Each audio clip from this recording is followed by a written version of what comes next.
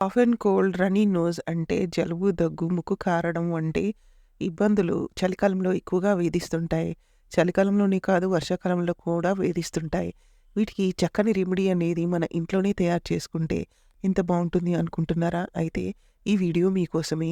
Friends, ఈ వీడియోలో నేను కడా అనే రెసిపీని షేర్ చేయబోతున్నాను. ఈ కడా అనే రెసిపీని మనం కరోనా టైంలో కూడా ఎక్కువగా యూజ్ చేసాం. ఈ కరోనా కాలంలో చేసిన ఈ కడా రెసిపీ అనేది కాఫ్, కోల్డ్, రన్నీ నోస్‌లకి చాలా ఎఫెక్టివ్‌గా పనిచేస్తుంది. ఈ రెసిపీని నేను మీకు ఈ వీడియోలో షేర్ చేయబోతున్నాను. ఈ రెసిపీని మనం ఇంట్లో ఉండే ఇంగ్రీడియెంట్స్ ఓన్లీ 4 ఇంగ్రీడియెంట్స్‌తో తయారు చేసుకోవచ్చు.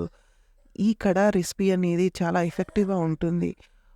ఒక 5 డేస్ మార్నింగ్ అండ్ ఈవినింగ్ తీసుకుంటే సూపర్బ్‌గా ఉంటుంది. ఇంకెందుకు ఆలస్యం, లైక్ చేయండి, షేర్ చేయండి, సబ్స్క్రైబ్ చేసుకోండి. నా ఛానల్‌ని సపోర్ట్ చేయండి. ఈ వీడియోపై మీ అభిప్రాయాన్ని కామెంట్ చేయండి. Hi friends, welcome to my channel. నేను జ్యోతి. ఇందుగాను ముందుగా ఒక గిన్నెని తీసుకొని దీంట్లోకి ఒకరికి సరిపోయేంత కడా రెసిపీని షేర్ చేయబోతున్నాను. ఎందుకంటే నేను కూడా సఫర్ అవుతున్నాను కాబట్టి నేను కూడా యూజ్ చేస్తున్నాననమాట. అందుకే నేను మీకు ఈ వీడియో షేర్ చేస్తున్నాను. వేరే ఎవరికైనా యూజ్ అవుతుందన్న ఉద్దేశంతోటి. ఇప్పుడు మిరియాలుంటాయి కదా! మిరియాలు, ఇది శొంఠి అనమాట. శొంఠి ఒకవేళ అవైలబుల్ లేకపోతే పచ్చి అల్లం ఉంటుంది కదా! అది కూడా వాడుకోవచ్చు.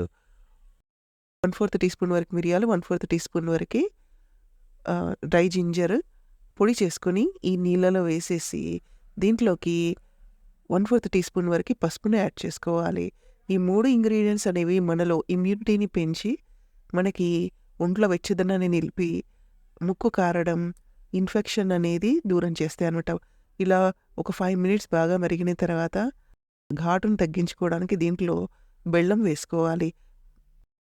కొంతమంది తేనె వేసుకుంటారు కానీ, నాకు తెలిసి బెల్లం అయితే చాలా ఎఫెక్టివ్‌గా పనిచేస్తుంది. ఎందుకంటే, నేను కరోనా టైంలో ఇది చాలా వాడాను. It's very effective. బెల్లంతో అయితే చాలా బావుంటుంది. ఎందుకంటే, బెల్లంలో ఐరన్ కూడా ఉంటుంది కాబట్టి, మనకు జలుబు, దగ్గు, రన్నీ నోస్ వల్ల నీరస పడిపోతాం కాబట్టి, మనకు తగిన శక్తి అనేది లభిస్తుందనమాట. చూడండి, ఇలా మొత్తం మిక్స్ చేసేసుకొని బెల్లం కరిగే వరకు ఒక కప్పు గానీ, గ్లాస్ కానీ తీసుకొని, ఒక టీ నెట్ అంటే టీ వడబోసేది ఉంటుంది కదా!